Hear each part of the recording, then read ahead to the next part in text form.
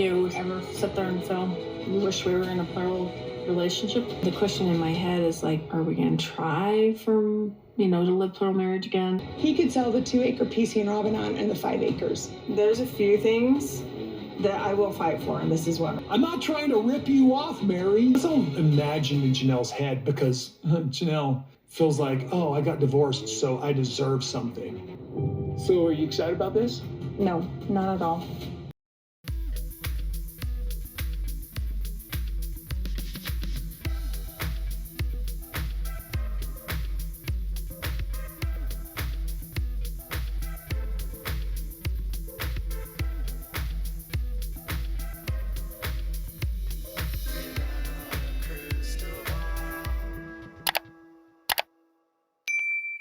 Hey friends, it's Katie from Without a Crystal Ball. Welcome back to my channel. It is Friday, February 14th, 2025. I've been spending a lot of time this week going through the non-payment of Kody and Robyn Brown and talking about just how much they've swindled from Janelle and Mary and how they are doing everything that they can to avoid paying them. You know, if Janelle and Mary were a bank, what you would be seeing Kody and Robyn doing right now is avoiding a creditor. Yeah. Like, when a creditor and you owe a bank money and they start sending you letters and they start leaving you phone calls and they're sending you emails and then you just don't respond to them and you just stick them in a closet or you let it go to voicemail. Robyn is very familiar with this because she's been running from creditors her whole life. And Kody and the family bailed her out of exorbitant amounts of debt. And now she and Kody have found a way to get themselves into even more debt. And I just did a little bit of research here on what the Coyote Pass property is worth based on the tax assessment. And keep in mind, tax assessments are generally like anywhere from 20 to 40% less than what the property is worth. The land value has gone up in Flagstaff. It's a premium right now. And Kody and Robyn and Mary and Janelle are really fighting over money, $1.5 million of money. So the assessed value of Coyote Pass, the tax assessed value of Coyote Pass is $1,263,232. They're paying almost $9,000 a year on property taxes, and it's about just under 15 acres. Kody and Robyn's and Janelle and Mary are supposed to be dividing this property. Kody would like it divided by 4. Mary and Janelle would like it divided by 3. When you understand how much money is at stake here, you'll get why. Now, the 1.26 million is only what the tax assessment is. Generally speaking, we'll go on the conservative end and say that it's 20% more, and market value for this home is $1.51 million. If you were to divide this by 4, the reason why Kody and Robyn claim they can't pay out or buy out Janelle and Mary is because Janelle and Mary's payout, if they were to sell this and divide it equally, and you divide it by 4, combined, the payout is $757,000. And that's just for Coyote Pass. Each woman would be, if this sold for $1.5 million, walking away with $378,000. $379,000 if it sold for 1.5 million. And obviously you have to pay taxes and then there's realtor fees. So they're not going to get all of that, but there's no loans on this property. There's no, creditors here. So all they're paying are taxes and real estate fees on a sale. So they would each be walking away with more than $300,000. So for Kody and Robyn to pay them back, obviously they have to come up with almost $800,000. Well, they could have done that. They could have. They could have done the right thing and paid them back. But instead, Kody and Robyn made the decision, instead of buying them out,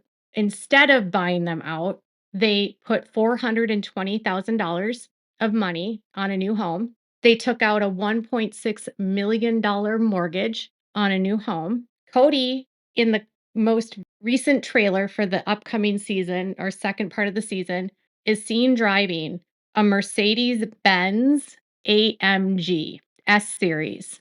I don't know if you know anything about Mercedes-Benz and AMGs, but they're the cream of the crop. This is a luxury car. It appears to be a 2017. And when that car was brand new, it could have been upwards of $200,000. If Kody bought it used and say Kody bought it in 2022, it still could have been $100,000.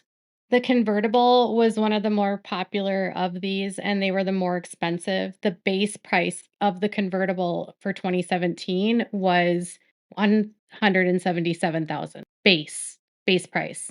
They discontinued this specific car and this line in 2020. So we know that the car is at least no older than 2020. Based on what the model looks like, it looks like it's a 2017. Kody's been driving this for at least a couple years. So he purchased a new home and he put $420,000 down. He bought a car, a Mercedes, for $100,000. Kody has Robyn in a brand new Nissan Armada, and the year of the car that we've been seeing them, that silver SUV, it appears to be a 2022 Nissan Armada. And when that car was brand new, the list price was anywhere from $50,000 to $70,000. So let's go at $60,000 for Robyn's new SUV. That's not super expensive by any means for an SUV.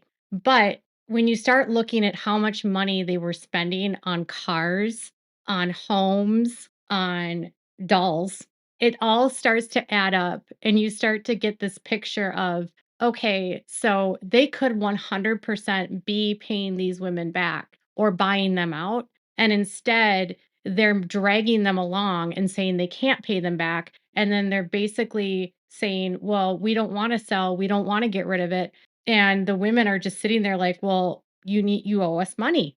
Meanwhile, Kody also has a daughter that he's not paying child support for, who's, when Christine left in 2021, truly was 11 years old. Kody is required under the law to pay child support. Instead of paying child support, he's buying stuff.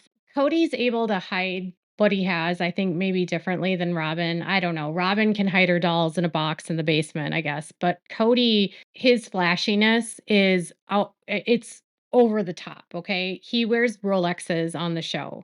Rolexes are ridiculously expensive. There was one season I did a search and was wearing a Rolex that was $7,000. It was a used Rolex. It was a vintage. He was wearing a vintage Rolex that retailed for about $7,000.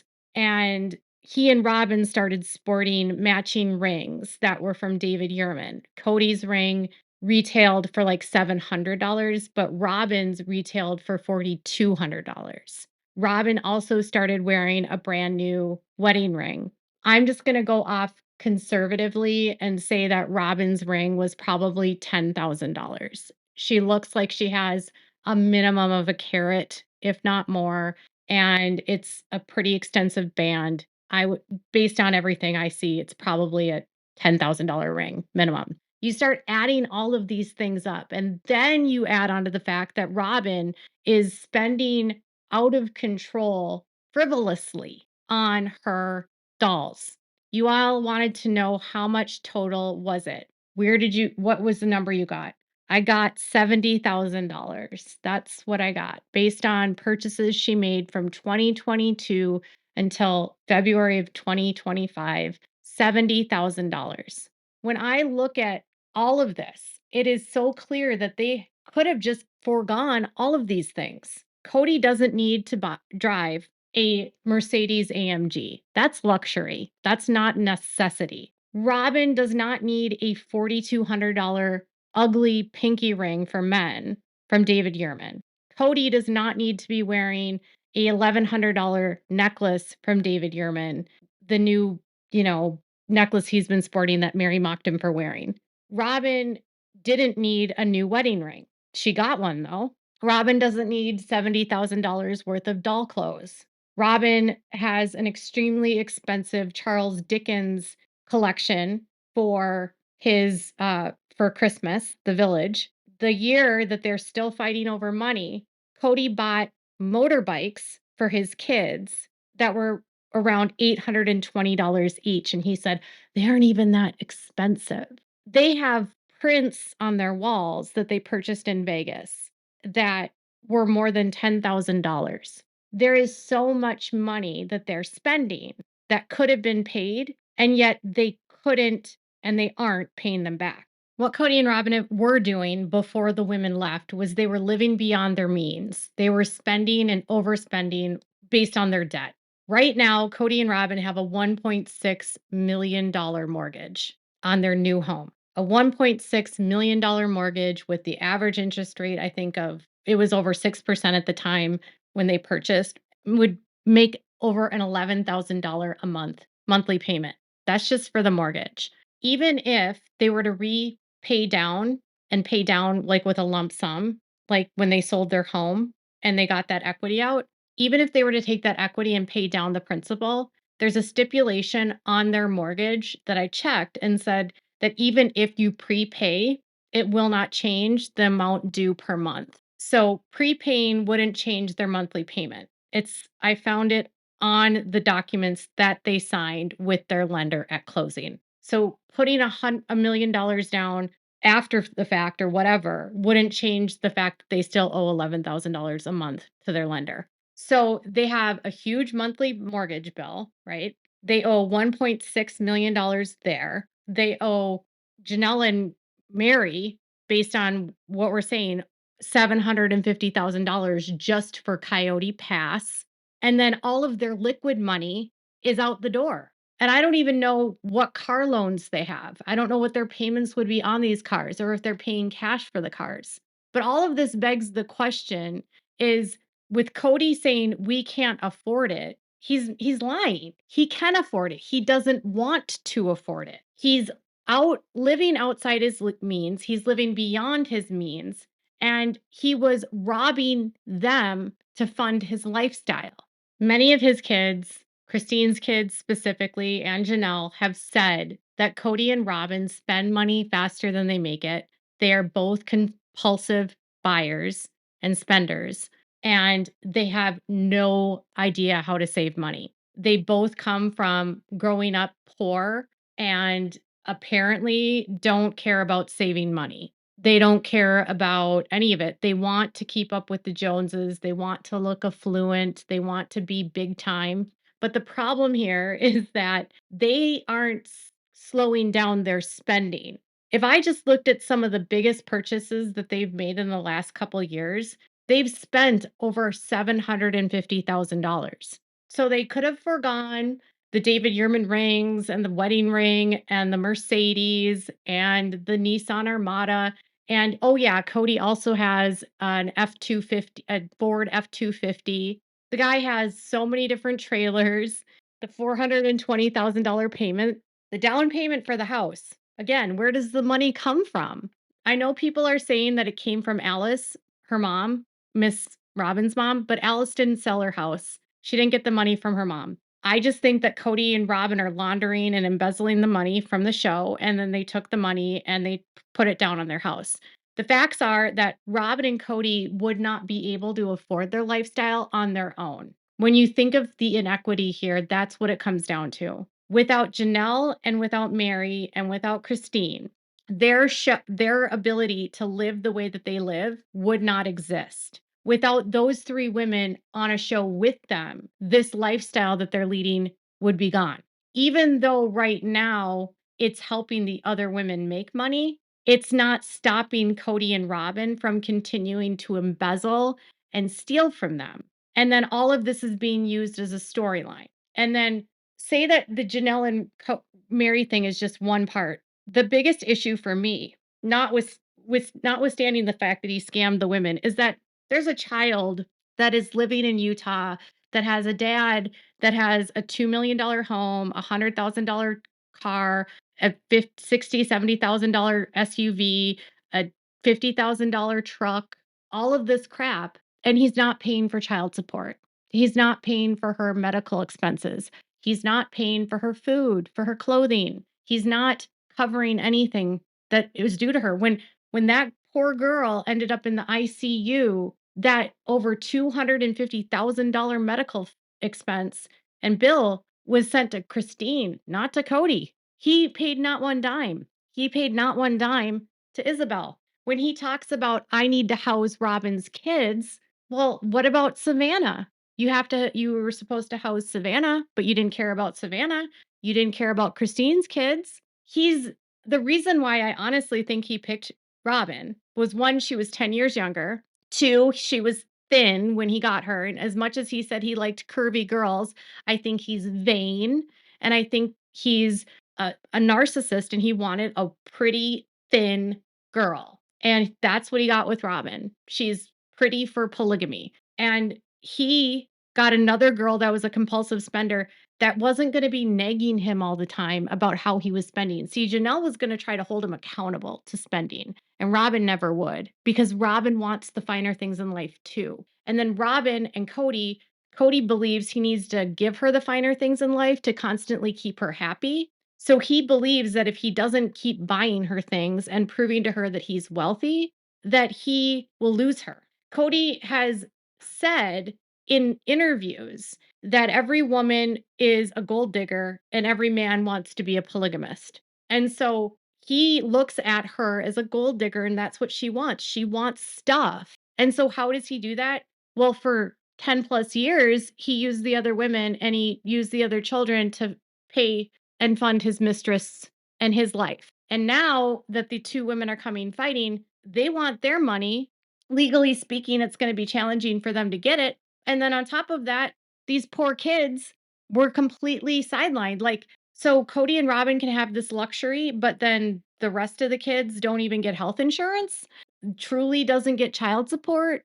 I mean, if you're Truly, and trust me, Christine's doing a damn good job taking care of that girl, and she's not poor by any means.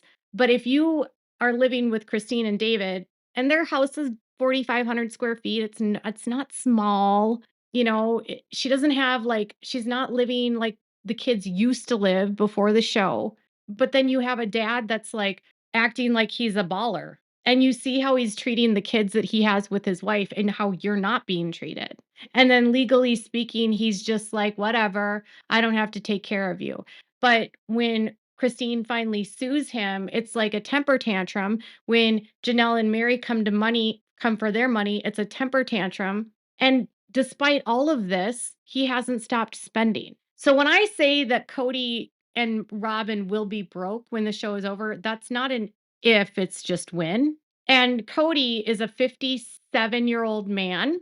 You're winding down in your economic years at that point. You're not going to be working that much longer. And then he took on that huge mortgage payment based on the income he's making today, long term, of what he'll be making when the show is over. He's not going to be able to sustain the payment on that house within a few months of the show ending. So oh man, when you just look at the grand scheme of this, it blows my mind that the ladies stayed around as long as they did. It blows my mind that they could literally just blow through $750,000 when they owe that much money to them. It blows my mind that they could put $420,000 on a new home when they already had a home that fit them just fine, but Kody just needed something bigger and better to keep his wife happy and to keep him happy. The best thing that could happen for all of them is that Christine takes him to the cleaners for child support. Because of the way that he's living, he's going to show the court that he makes a ton of money, and that's not going to work in his favor because he's going to end up paying Christine a ton in child support every month. And I'm kind of tired of Janelle and Mary just talking about lawyering up. They need to just file that damn lawsuit now and go to the police. So what are your thoughts? Tell me in the comments below. Make sure to give this video a thumbs up. Make sure to subscribe to my channel if you haven't subscribed, and click the bell so you never miss a video. Thanks so much for watching. Bye, guys.